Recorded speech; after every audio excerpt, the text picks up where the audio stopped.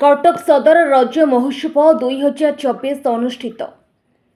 कटक सदर अंचल किशननगर हाटटोटा ग्राम रज पर्व 4 दिन हेब महासमारोह अनुष्ठित होइछि। हाटटोटा ग्रामवासी मानक द्वारा आयोजित रज महोत्सव नवनिर्वाचित भारतीय जनता पार्टी कटक सदर विधायक इंजीनियर प्रकाश चंद्र सेठी, महांगा विधायक शारदा प्रसाद मंचरे प्रदीप प्रज्वलन करथिले। तेबे सबुठु बड़ कथा हेउछि बीजेपी राज्य उपसभापति श्रीजुक्त गोलोक महापात्र ए उत्सव जोगदी एहार मर्यादा बढ़ाइथिले।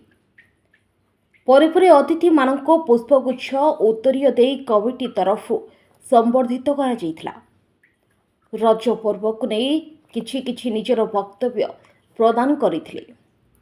एसहित कुनि कुनि पिलामानक द्वारा नाच गीतरे कंपी उठुला समग्र अंचल।